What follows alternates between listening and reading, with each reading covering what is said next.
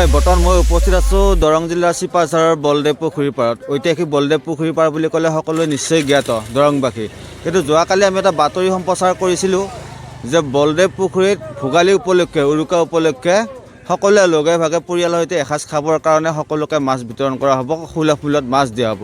কিন্তু অতি দুৰ্ভাগ্যজনক বিষয়, অতি দুখৰ বিষয় যে যিসকলে এই পুখুৰীটোৰ দায়িত্বত আছিল তেওঁলোকে কিন্তু এই ৰাইজৰ প্ৰতি কোনো সহানুভূতি দেখা পোৱা আমি নাপালোঁ, বা ৰাইজৰ প্ৰতি কোনো ধৰণৰ সহানুভূতি তেওঁলোকে নেদেখুৱালে। কিয়নো এই ৰাতিপুৱাই বিহুৰ দিনা এই আমাৰ বলদেৱ পুখুৰীবাসীক সকলো ৰাইজক তেওঁলোকে কিছু ঠগোৱাৰ নিচিনা এটা পৰিৱেশ সৃষ্টি হ'ল।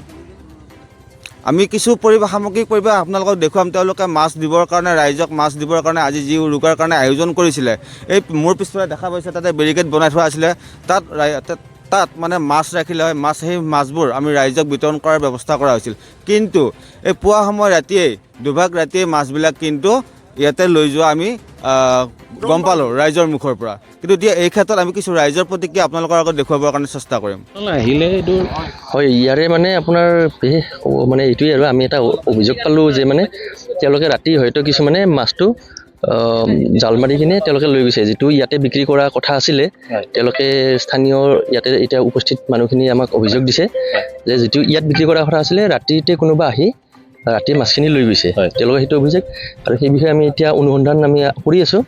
বাকী আমি চাই লওঁ। আমি এনেই তেওঁলোকে বিজ্ঞাপনো প্ৰচাৰ কৰিছিল, মাইক যোগে এনাউন্স কৰিছিল, কৰিছিলে সেইটো কৰিছিলে। এতিয়া কিছুমান ৰেট ধৰি দিয়া আছিলে, সেইটো আমিও জ্ঞাত বা সকলোৱে জ্ঞাত। আৰু কিন্তু এতিয়া যিটো অভিযোগ আৰু স্থানীয় ৰাইজৰ যে মানে ইয়াতে বিক্ৰী হ'ব লাগিছিলে যিটো বস্তু, তেওঁলোকে ইয়াত নকৰি হয়তো ৰাতিৰ ভিতৰতে বেলেগত লৈ গ'ল, সেইটোৱে আৰু সেইখিনি হ'ল। ঠিক আছে, আমি তদন্ত প্ৰক্ৰিয়া কেনেধৰণে চলাব? এতিয়া আমি ষ্টেপ বাই ষ্টেপ চলাই যাম। আমি অলৰেডি দেখিছে আপোনালোকে বিভিন্নজনৰ আমি উপস্থিত যিখিনি আছে আমি সাক্ষ্য ল'লোঁ আমি।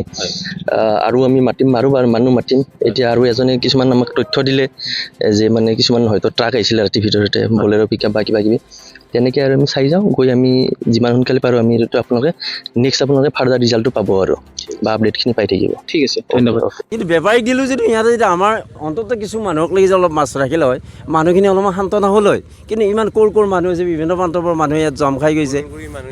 আৰু সেই মানুহবিলাকৰ আজি এই উৰুকাৰ দিনাখন কিমান অশান্তি এটা হৈছে ৰাতিপুৱাই অলপমান চিন্তা কৰিব লাগে। গতিকে আমাৰ কমিটিয়ে তেওঁলোকক আলোচনা কৰক, তেওঁলোকে এই কাণ্ডটো কিয় কৰিলে, এই কথাটো কিয় কৰিলে। গতিকে কথাটো ভাল হোৱা নাই।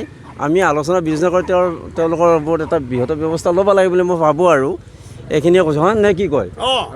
আমাৰ সংবাদ মাধ্যমক তেখেতলোকে জনাইছিল যে 5 বজাৰ পৰা দিনৰ 12 বজালৈকে তেওঁলোকে মাছ দিব, 11 বজালৈকে দাম ধৰি দিছিলে মাছবিলাকৰ। এই ক্ষেত্ৰত আপুনি প্ৰতিক্ৰিয়া কি ক'ব? এইটো নিতান্ত গৰিহণাযোগ্য। তেওঁৰ দামটো নিৰ্ধাৰণ কৰাটো দূৰৰে কথা। তেখেত এতিয়া এইখিনি সময়ত মানুহজন উপস্থিত থাকিব লাগিছিল। নথকাৰ বিপৰীতে মানুহবিলাকে বিমুখ এটা মন লৈ ঘৰৰ ভূমিকা উভতিব লগা হৈছে। এইটো নিতান্ত গৰিহণাযোগ্য।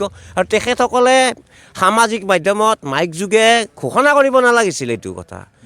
কোনো মানুহে এটা মাছ ল'ম বুলি কোনো আশা কৰি অহা নাছিল।